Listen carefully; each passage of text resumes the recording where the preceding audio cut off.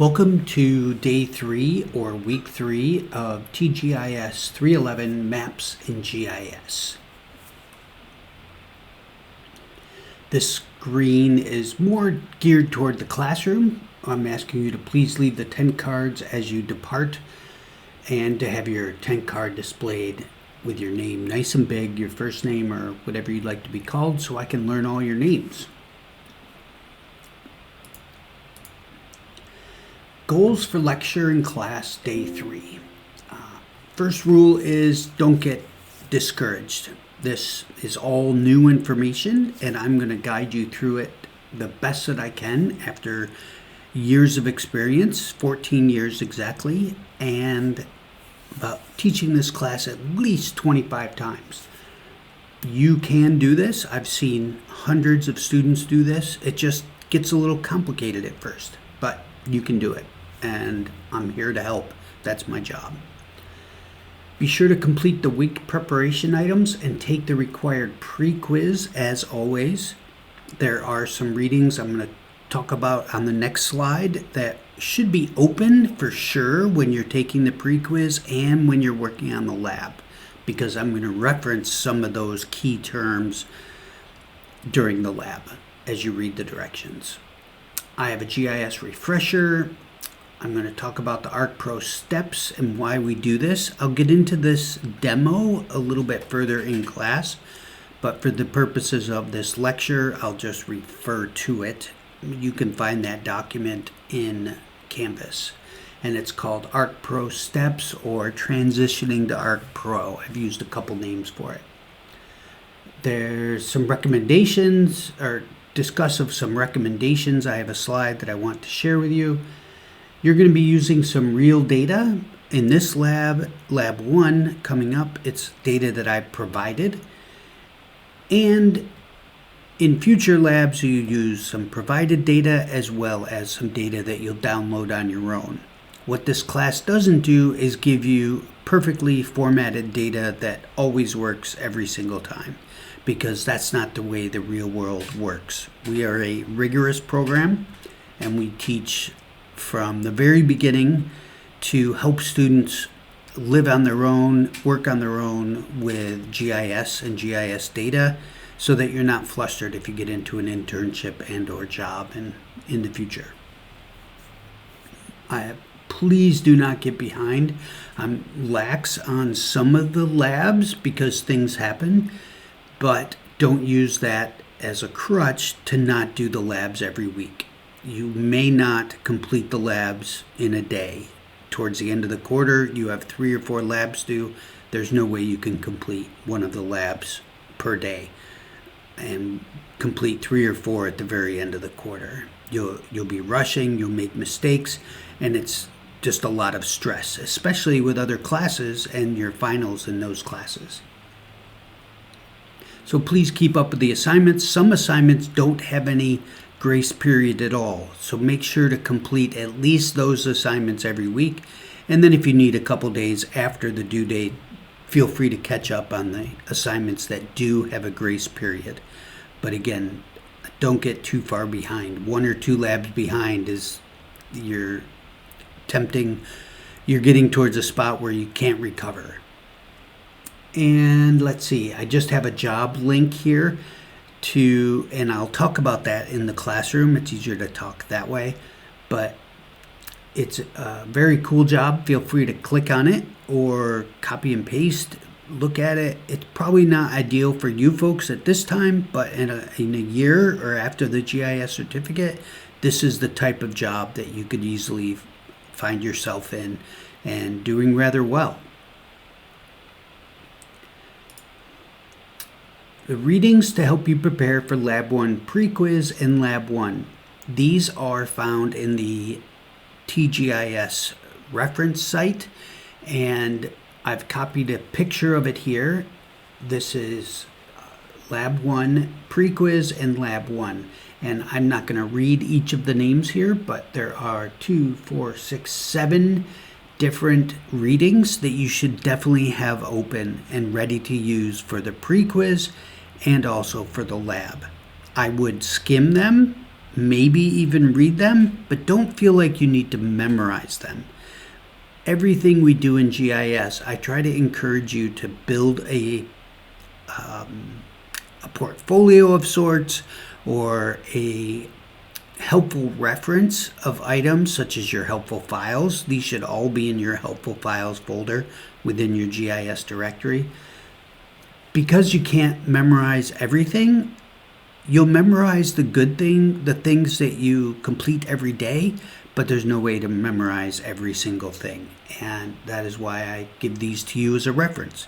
So you can start building up your reference folder and have the resources you need to do great on all of the labs, and then in future classes, whether it be GIS classes or just a regular class across campus, when you decide that a map would be an excellent visual for that class or class project. So be sure to read or have these open when you complete the quiz. Spring and summer 2024, just a reminder, this is a hybrid, pretty much self-paced class. I'm going to have most of the course open for you very quickly.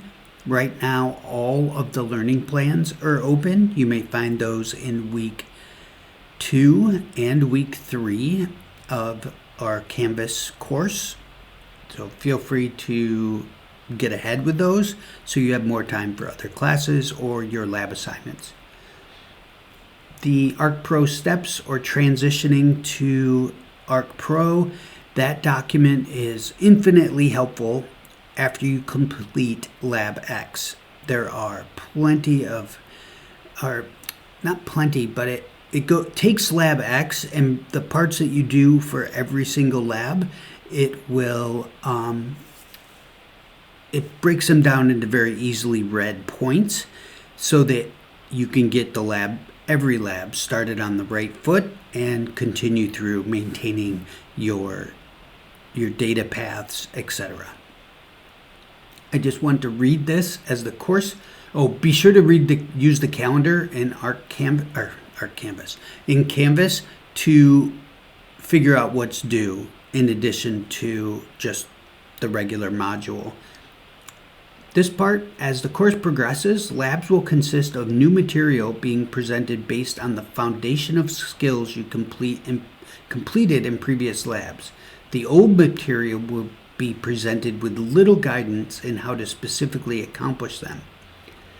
Use the resources presented in earlier labs and the labs themselves, your notes, and the technical videos, resources, and help pages.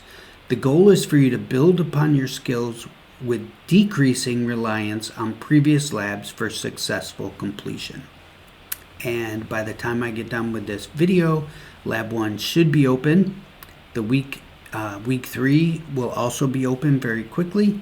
And as you're using previous labs, use the Adobe key Control F for the Control F keys. So hit Control then F and search for certain words so that you can find what you're looking for from previous labs to complete it in whatever lab you're working on at the moment. And also, be sure to ask questions in class about these slides and the lecture. That is your time to ask questions and clarification. I'm happy to answer. It's not just, I don't just set this up with the lecture and then have you never ask me questions. I really want to hear your questions, as I'm happy to fill in any gaps there may be. Just a reminder of the open labs. This is for spring 2024. There probably are not any in summer because I don't think we're going to be hiring a lab assistant. But for spring, here they are. If you're in summer, probably disregard this or ask me, Gregory, to let you know when the labs may be open. And perhaps I'll open them up a little bit, in addition to the labs that are on campus. Of course, the computer labs on campus are always available for you, and check with them for these specific times.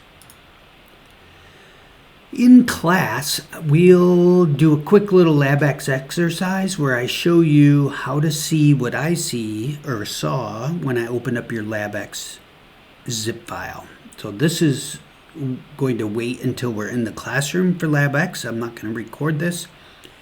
Feel free to ask questions during this, and this will help you realize how I go about reviewing your Lab X directories.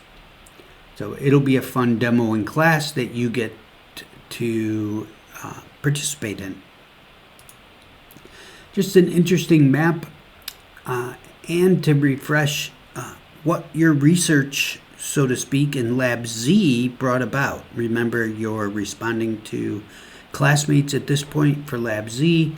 You've already submitted your document for Lab Z and your discussion post with the red answers or questions. I can't remember which it was. So how does GIS relate to your career? And do you find yourself thinking about GIS a lot more now that you've participated in some GIS? And my guess is you have. This is an interesting map of beer versus wine, and it's an interesting scale bar, so to speak, or legend. Towards the middle is a whitish or very light tan. That is hardly any money spent on anything, whereas if there's predominantly beer, it moves to the left and orange. If it's predominantly wine, it moves to the right and that fuchsia or purple color. So just an interesting map. Quick refresher on points, lines, and polygons, along with vector and raster data. Feel free to pause this slide to review if you can't recall what vector data is or raster data, or your personal definition of what GIS is. A main concept that you'll use in Lab 1 is scale. The easiest way to remember it, if you're starting with the word large, so if you're looking at a large scale, then you have large detail, so you're zooming in. If your word is small scale, then it's small detail, and you're zoomed out. And these two images depict that. A large scale is actually a smaller number, whereas a small scale is a larger number. The 1 to 200,000 is small scale, small details, and 1 to 24,000 is large scale, large detail. And you can read what that says. I've just pretty much explained it. So just remember, that's a good way to remember it. Large, large, small, small. Or you can always just take a picture of this slide, put it in your helpful documents, and you can always refer back to it. I sometimes refer back to this myself. Lecture day 3, this is what we're doing right now. I've already talked about self-paced with guidance. Utilize Canvas as your guide. The Arc Pro steps or transitioning to Arc Pro, whatever it happens to be called. Using the calendar. Be sure to ask, even though it's past the first couple weeks, feel free to ask about the syllabus. I'm happy to answer any questions. Lab 1 will be open very soon if it's not already open. And then assignments this week, I think I've got them all, but verifying Canvas. Lab 1, in this case, there is no write-up. So you'll see a Lab 1 PDF, a Lab 1 zip, a Lab 1 post quiz that has questions from Lab X and Lab 1. Lab 1 bonus, this is the easiest bonus ever. Every single student should submit the bonus. There's no excuse for not completing the bonus. You're just throwing away points if you don't complete the bonus. There's a Lab 2 pre-quiz and then a learning plan for week 3. Pretty sure I've covered everything, but double check Canvas to make sure. Folder connection versus data. You will have many folder connections in each project. You'll have at least 1 or 2 and likely 3 or more. Remember, it's a path to the data and we can't allow it to be broken. If it does get broken, we can fix it, but it takes a little bit to fix it. In class, I'm going to have you copy your directory from one USB to your spare USB using Windows, or from your hard drive to your backup USB, or to your network drive. So at least you'll have something or some way to back up. I'm going to give a little bit of demo. I talked about LabX a couple slides ago and ArcPro LabX issues. And then you should start making connections. For example, within the GIS certificate, there's a group of you that are moving on, and some of you may still want to apply for the certificate. I highly recommend it, especially if you're enjoying the class or if it's not too hard for you. And I suggest you start getting involved in WGISA, which is Washington GIS Association. There's ways to get involved that are very easy. You just volunteer, join a Zoom once in a while, and you'll start meeting these exceptional connections that are going to be the people that will be interviewing you for future jobs. I can't emphasize this enough. Be sure to check out the conference. It'll be going on between spring break between spring quarter and summer quarter during our spring break, or I guess it's called summer break. But after this quarter, the week between the quarters.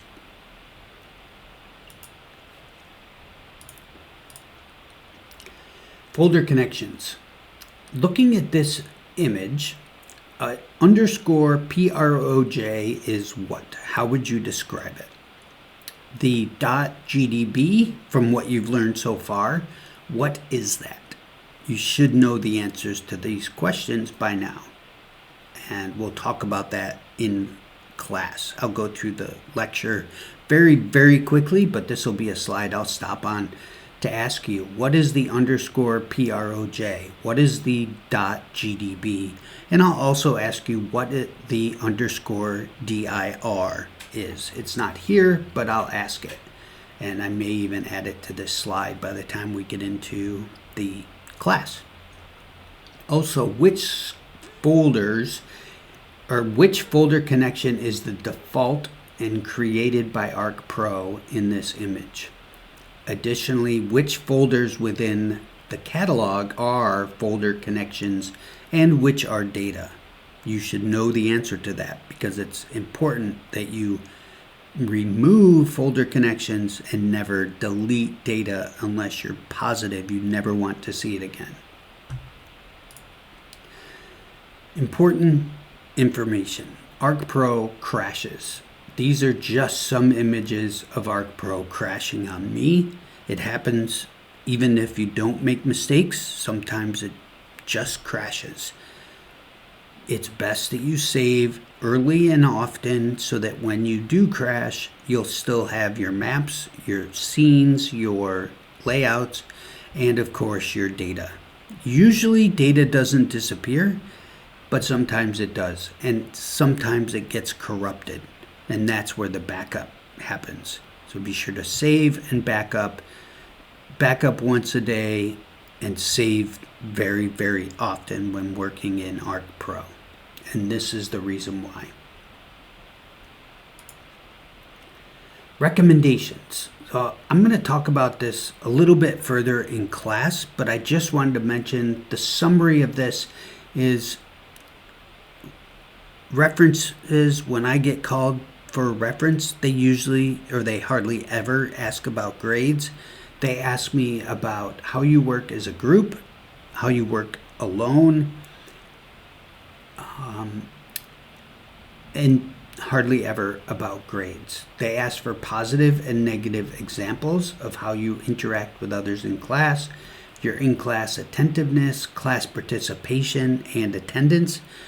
If you're missing 8 out of our 10 classes, they're going to want to know that information. They may ask what percent of the classes that you attend, and it actually works in your favor because I usually tell them that I do not take attendance and I don't require that you're in class, but if you're in class every single day, even when attendance isn't taken, they take that as a positive and they know that you're conscientious.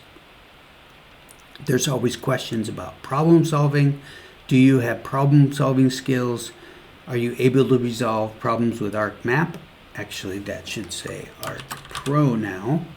And do you have the ability and desire to resolve technical issues? Or do you just give up and ask for a solution? No. That's my spiel on recommendations.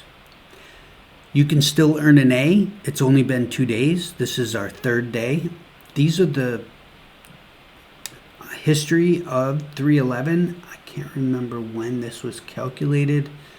So far, I've had a few hundred students and 14 offerings. Okay, so there's been quite a few more, some before Canvas, before we switched to Canvas. The median GPA is 352. Percent failure rate is 7%, and you've really got to try hard to fail. Essentially, you just have to choose to not do the assignments. That's how you fail. Everybody in here, even if you haven't done a lick of work yet, you can still earn a 4.0 in this class. All you have to do is do the work, and I'm here to help you do that. There's no mysteries in this class. Everything you do is open book, and I am happy to help. Lab 1, you'll do on your own, but I'll help if you get stuck. You have plenty of time to do it. We're starting it on Wednesday. Many students finish it before they leave class. Ideally, it would be due at 8:30, 8:35 on Wednesday, or excuse me, whatever class day it starts on, because this could be for summer quarter. Ideally, it's due the evening that you have class, but it may be submitted through 11:59 the evening prior to the next class without penalty. So these are this lab, or all labs, assignments do have a small grace period, but don't get too far behind. Remember, for Lab 1, you're submitting a PDF and a zip, and the bonus, I should say. Nobody should skip the bonus, and I think you'll figure out why. And before you leave the classroom, this of course isn't for right now if you're watching this online, but before you leave in class, I'll ask you to log and sign out, restart the computer, and either bring your name tent up front or leave at your desk, computer, whatever you want to call it. And that helps me learn your names. Last but not least, next week we're going to be looking at gubernatorial and presidential election data, and particularly Democrat versus Republican voting across the state and individually into counties. And we'll get into that a lot more next week. There are some preparation materials that you should look at for the following week, and those are listed at the end of week 3. If you have any questions, feel free to email me, put your questions in the discussion board.